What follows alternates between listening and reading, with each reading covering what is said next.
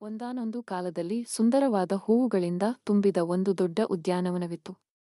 ಆ ಉದ್ಯಾನವನದಲ್ಲಿ ಗುಲಾಬಿ, ಮಲ್ಲಿಗೆ, ಸೂರ್ಯಕಾಂತಿ ಮತ್ತು ಇನ್ನೂ ಅನೇಕ ಸುಂದರವಾದ ಹೂವುಗಳಿದ್ದವು.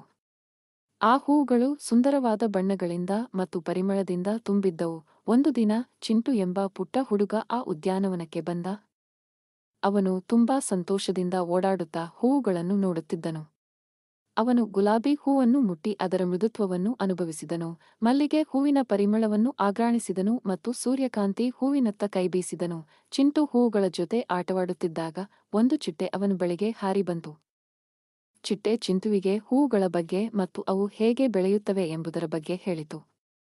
ಚಿಂಟು ಆಶ್ಚರ್ಯಚಕಿತನಾದನು ಮತ್ತು ಅವನು ಹೂವುಗಳ ಬಗ್ಗೆ ಇನ್ನಷ್ಟು ತಿಳಿದುಕೊಳ್ಳಲು ಬಯಸಿದನು. ಚಿಟ್ಟೆ ಚಿಂಟುವನ್ನು ಉದ್ಯಾನವನದ ಇನ್ನೊಂದು ಭಾಗಕ್ಕೆ ಕರೆದೊಯ್ಯಿತು. ಅಲ್ಲಿ ಒಂದು ದೊಡ್ಡ ಮರವಿತ್ತು. ಆ ಮರದ ಕೆಳಗೆ ಕೆಲವು ಹಿರಿಯರು ಕುಳಿತುಕೊಂಡು ಮಾತನಾಡುತ್ತಿದ್ದರು. ಚಿಟ್ಟೆ ಚಿಂಟುವಿಗೆ ಆ ಹಿರಿಯರು ಸಂತರಾಗಿದ್ದಾರೆ ಮತ್ತು ಅವರು ಜ್ಞಾನ ಮತ್ತು ಶಾಂತಿಯ ಬಗ್ಗೆ ಮಾತನಾಡುತ್ತಿದ್ದಾರೆ ಎಂದು ಹೇಳಿತು. ಚಿಂಟು ಸಂತರಿಗೆ ನಮಸ್ಕರಿಸಿದನು ಮತ್ತು ಅವರು ಏನು ಮಾತನಾಡುತ್ತಿದ್ದಾರೆಂದು ಕೇಳಿದನು. ಸಂತರು ಚಿಂಟುವಿಗೆ ಪ್ರೀತಿ, ದಯೆ ಮತ್ತು ಕ್ಷಮೆಯ ಬಗ್ಗೆ ಹೇಳಿದರು. ಅವರು ಚಿಂಟುವಿಗೆ ಎಲ್ಲಾ ಜೀವಿಗಳನ್ನು ಪ್ರೀತಿಸಬೇಕು ಮತ್ತು ಗೌರವಿಸಬೇಕು ಎಂದು ಹೇಳಿದರು. ಚಿಂಟು ಸಂತರು ಹೇಳಿದ್ದನ್ನು ಕೇಳಿ ತುಂಬಾ ಸಂತೋಷಪಟ್ಟನು. ಅವನು ಸಂತರಿಗೆ ಧನ್ಯವಾದ ಹೇಳಿದನು ಮತ್ತು ಮನೆಗೆ ಹೋದನು.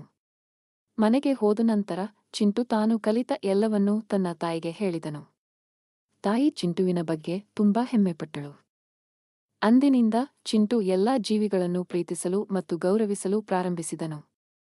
ಅವನು ಇತರರಿಗೆ ಸಹಾಯ ಮಾಡಿದನು ಮತ್ತು ಯಾವಾಗಲೂ ದಯೆಯಿಂದ ವರ್ತಿಸಿದನು.